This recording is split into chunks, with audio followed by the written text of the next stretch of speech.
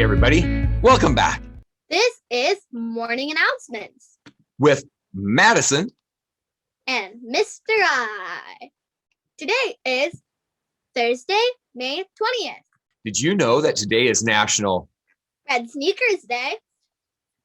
Hey, do you have some kicks like that? No. Pretty cool. Almost school colors. Yeah.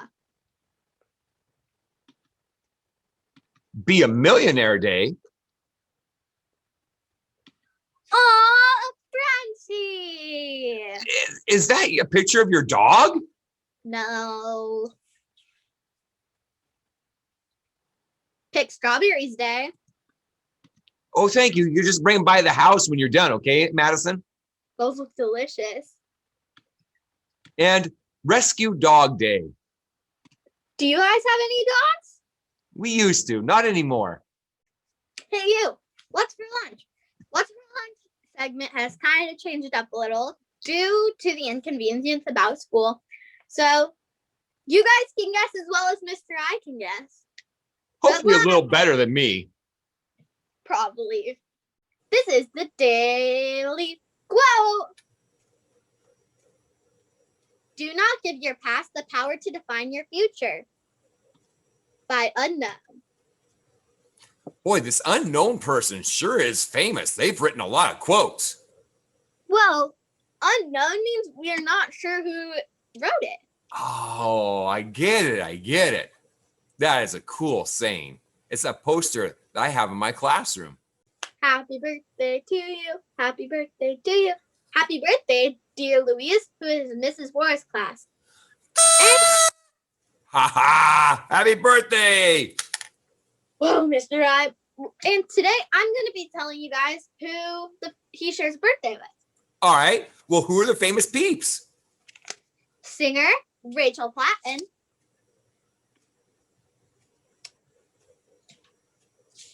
Actor James Stewart. And country star John Party. Well, what about tomorrow? Tomorrow, it will be Haiti, who is in Mrs. Saul's class's birthday. She shares a birthday with actor Kevin Quinn. He's in the show Disney Bunked. Diver Tom Daly. And football player Josh Allen. I think we have a birthday or two on Saturday. Yeah. It is Cedar, who is in Mrs. Idsa's class's birthday, and Oscar, who is in Mrs. Madding's class's birthday. They share a birthday with Disney actress Peyton Elizabeth Lee. You may know her from Auntie Mac. Aberdeen's own wrestler, Daniel Bryant. And actress Jennifer Goodwin. And maybe even Sunday? Mr. I's going to say Sunday's birthdays. Well, I'll say the birthdays. He'll do the famous birthdays. All right. It's Cooper, who is in Mrs. Quimby's class's birthday. Hey, my brother might know him. And Ina, who works in the cafeteria along with Mrs. Sarah Beers. They share birthdays with champion boxer and actor, marvelous Marvin Hagler. How about wrestler Bray Wyatt? And comedian and game show host Drew Carey. Happy birthday! Happy birthday! Oh, you have a Guinness World Record for us? What's it going to be this week, Madison? This one's kind of awkward. Okay. But this is going to be the most apples crushed by the biceps in 1 minute. And a woman beat this record. Whoa! Serious? Yeah. Okay, so I'm going to guess like 6. 14. Whoa! That's a lot of apple juice. Yeah, in just 1 minute. Wow. Friday feature interview. Mr. I, you screwed up again. It's the Thursday feature interview. The Thursday feature interview. That's right. Okay. Guess what, Madison? Grayson's back. You're right. Grayson's back. Have you heard about the latest NASA rover to land on Mars? No? Oh, it happened here just recently. Its name is Perseverance. Anyways, I was going to tell you about Grayson in his interview. He's interviewing a man by the name of Sonny Patel. Sonny Patel is a mathematician. He worked with NASA as a systems engineer technician. And because Mars's atmosphere is thinner than here on Earth, a parachute just can't slow something coming down to the surface. They have to do a lot of computations and all this stuff. Sonny was part of a team that figured out how to land this latest Mars rover on Mars. So here's Grayson and Sonny. Hi, I'm Grayson Bearden with the Acosta News Network. Can you please introduce yourself to our listeners and let them know your name and where you live? Yeah, my name's Sonny. My last name's Patel. I live in Indio, California. It's the southern portion of California. Where did you grow up?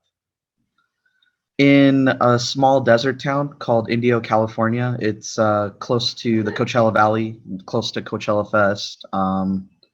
Its larger portion is Palm Springs, so it's within the Palm Springs area. We're pretty much in a valley surrounded by a bunch of mountains, but it's a desert town. So, Do you have any siblings?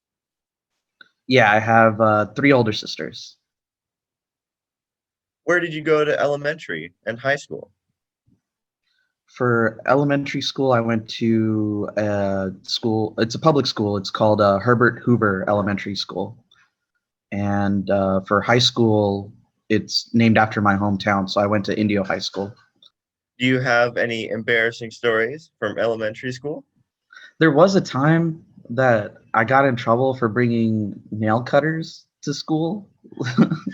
I don't know, but yeah, like it got into a really big thing where I could possibly be suspended, but I just found it really weird as far as school codes go. So I think I was a little bit embarrassed about that because I tried to be a good student, and apparently bringing nail cutters to school is a possible cause for suspension. What did you want to be when you grew up? So that's not an easy question to answer, just because from elementary school into middle school, I didn't have a defined career. I like the education aspect of things, but that's not the real world. And as I got into high school, I started exploring physics, chemistry, biology, philosophy, math. I got a little bit of a taste of each of these electives. Even art was really cool to me. And as I experienced each of those electives, I got a chance to be a part of what was known as the magnet program, which were extracurricular and in-course activities that would try to gear you towards a career path. And in that program, I tried the pre-med program for, I think it was like just a semester. I didn't enjoy it too much. There was extra scrubs that you had to buy out of your pocket. Some of the courses weren't as interesting to me. Medical science wasn't really that interesting to me. And even though I enjoyed anatomy and physiology, it just didn't click with me. So then I tried the architecture and civil engineering program, where we would just sit at a desk and draw blueprints all day of houses or something. But I found it very interesting because there was a lot of physics and math at play. We were always scaling ratios to make sure that the blueprints were up to scale and the precision and accuracy needed to make sure each draft was like on point, because these were getting graded by the teacher at the time. And then knowing that we were actually re-scribing these actual homes and buildings that were actually built in real life, it was really cool. Like, we were being taught how to hand draw this, as well as use a computer to redraft some of these homes, like I said, that were already built. So we were reproducing someone else's work that someone got paid for. And the scaling of the buildings was a really cool reminder of, oh, I'm actually using physics and math to draw this by hand or by a computer. So that was a cool aspect. So then it kind of pushed me more towards the engineering route from that perspective. And then around my junior year, I kind of decided, okay, I like engineering, but I don't know what kind of engineering. I started looking into college programs, and there were like so many majors. There was like electrical engineering, civil engineering, architectural engineering, aerospace engineering, mechanical engineering, and none of that made sense to me. So I kept digging, and then by the time I was in high school, my senior year, I think, yeah, I then decided I would do aerospace engineering, because it was something that my granduncle did, and it was really inspiring to hear that with his aerospace engineering route, he was able to bring his family over, and then my dad, and then his family, and so on and so forth. So then I was like, you know what? It would be cool to be an aerospace engineer and maybe like work like for the DoD like he did, which was really inspiring to me. That's how I picked my first major. Now, at the end there, you talked a bit about college. Where did you go to college? I first attended San Luis Obispo, Cal Poly San Luis Obispo. It's a polytechnic university, which there aren't many polytechnic universities. The first polytechnic university I've ever heard of is the Polytechnic University of Zurich, Germany.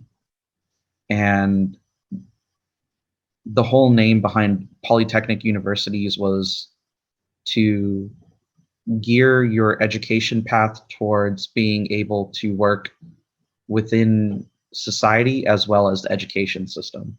So it's a dual program. Not only are you educating yourself and you could work in the education field, but you're also learning on hands and technical training to work in the real world, whatever you want to call the real world. I mean, working at a gaming facility, like if you're a gamer, there's polytechnic universities that teach you how to code.